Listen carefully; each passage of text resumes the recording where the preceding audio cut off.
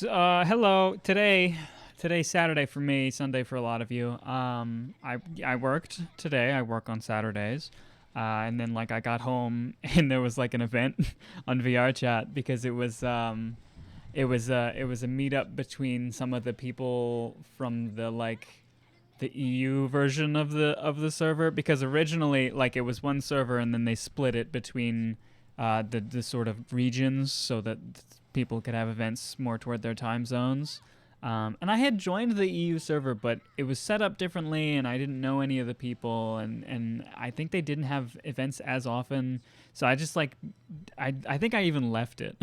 I was just like, I don't know what I'm doing here, and I left it. But but we had an event which was like a sort of a combined event, and so it happened at 5, so that it was fine for both of our time zones, kind of. And there weren't a lot of people there, but it was still pretty cool. There was a couple of people I knew, talked about a few things, and just like, I don't know, it wasn't. It was because it was a lot of like the worlds and all were kind of set up so that everybody sort of congregated in the one place, and then there was just like 2 or 3 groups of a lot of people, and I don't do great in that style of thing. I like more like 2 or 3 people to chill with. I just like, there was too many people, and like I kind of stepped away and hung out with this other guy who wasn't talking. Interesting. And there was just like, because there was like a fire pit thing with these fucking marshmallows on sticks, and they didn't interact with the fire at all, but he was just like holding it over the fire, so I just joined him, and I didn't even say anything. I just sat there.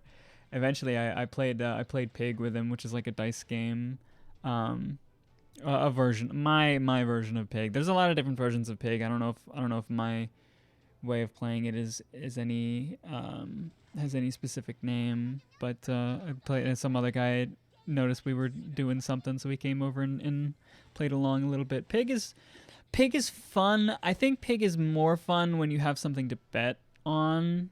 But Pig, so I think the audio has been quiet. Okay, there we go. Is that too loud? I don't know. I mean, I'm always back and forth on how loud I want the game audio to be.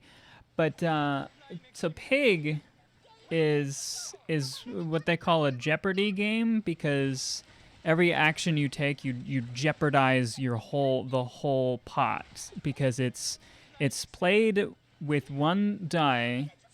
I guess you could both have your own die, but basically you roll the die, and the way I play it is whatever number you get sort of adds to your point total. And you sort of count up by, you continue rolling in it, and you can stop at any point, and you can settle and say, okay, this is the score, and this is what I'm betting on, and then you can add into the pot or whatever, and then the other person can go. If they want to, they can either just like give up and let you have the pot, or they can try to roll.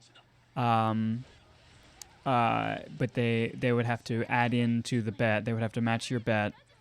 And the thing about Pig, the way that it works is, if at any point you roll a 1, you lose, and the other person gets the pot. So it's this like, it's a very simple game to sort of explain and play. It gets a little weird. Like I said, there are a lot of variations to it, I think, and let me look it up. Because I know there's a Wikipedia article for Pig. It's just called Pig. Well, the Wikipedia article is Pig, and then in parentheses says dice game. Is a dice spell first described in print in John Skame in 1945. Players take turns to roll a single dice as many times as they wish, adding all roll results to a running total, but losing their gained score for the turn if they roll a 1. As with many games of folk origin, Pig is played with many rule variations, including the use of 2 dice instead of 1. Commercial variants of 2 dice Pig include Pass the Pigs, Pig Dice, and Skunk. Pig is commonly used by mathematics teachers to teach probability concepts. Because, yeah, you have a 1 in 6 chance of getting a thing every time, but you're sort of, your chance compounds every time you roll it. Pig is one of a family of dice games described by Rainer Kuntz's Jeopardy dice games, where the dominant type of decision is whether or not to jeopardize previous gains by rolling for potential greater gains. Very cool. There's a lot of dice games, apparently. How does Wikipedia describe it? Each turn, a player repeatedly rolls a die until either 1 is rolled or a player decides to hold. If the player rolls a 1, they score nothing. It becomes the next player's turn. If the player rolls any other number, it is added to their total, and the player's turn continues. If a player chooses to hold, their turn total is added to their score, and it becomes the next player's turn. First player to score 100 or more points wins. Okay. So... I think that's a fun way of playing it. I don't know if I've ever tried to play it as adding to... That actually, yeah. I think that's a good way to play it. Although you have to, like, add up to 100. You have to keep track. I guess you could tally it up. Kinda. Well, every turn has the potential of giving you a lot of points. Yeah. That actually sounds really cool. I do want to try that, because my way of playing it's probably worse than this way. Because if you get like 20 points and then you hold, or you could shoot for more. And I think that's a lot of where the mathematics of it comes into play. I think I did actually watch a video about that. Yeah, actually, yeah, I remember there was a number file video about Pass the Pig. With the pigs, and then also Pig, like this game, and I think it was about the optimal strategy of like what sort of number, and I think it was in the 20s. I think once you're in the 20s you should hold, because any more than that you're risking too much. But like it's so like at the same time, like if you've got a high streak going and you want to get more, I don't know. I think because the way I learned about it, and I think I know specifically which one, but I learned about it in a book that I was reading. It was in the world. It was like a fantasy book, and they were just playing a game, and they called it Pig. They were just playing a dice game, and I was like, this is cool, because it's such a simple game that they could easily explain it in universe, and they were betting on something, and I think the way they played it in game was closer to the way that I have played it, and I think that's probably why, because that's how I learned about it in the first place. But this other way is cool too. And I guess this way you don't really bet anything. And maybe that makes it easier to some degree, but then like I said, you have to keep track of all the scores still. I don't know. Any number of the dice hog range.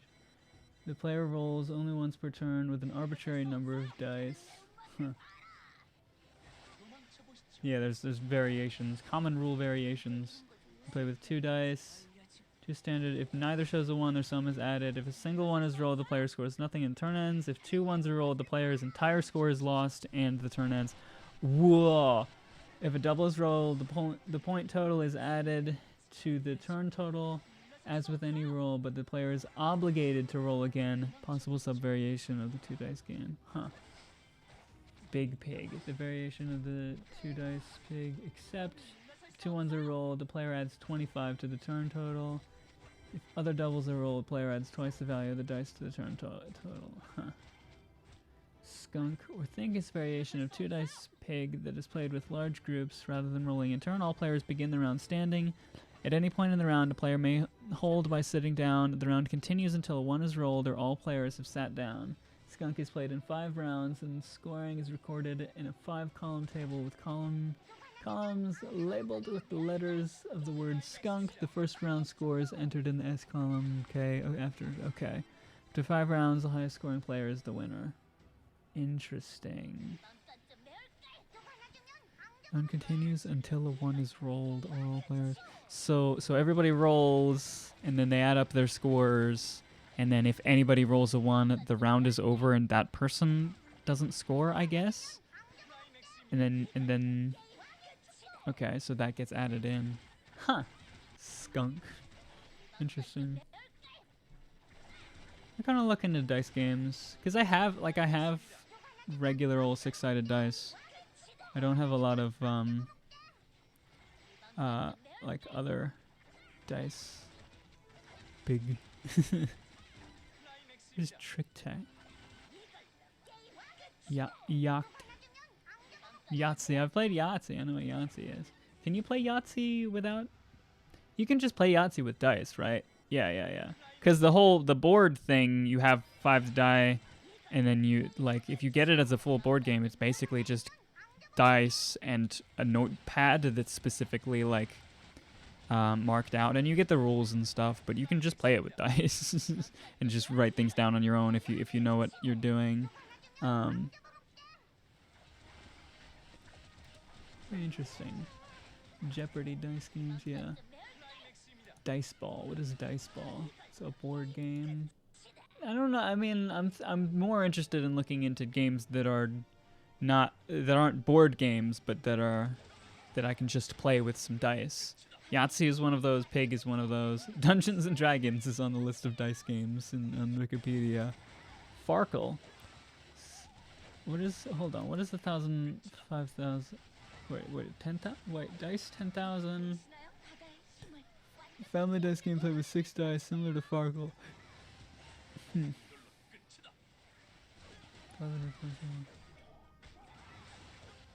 Okay,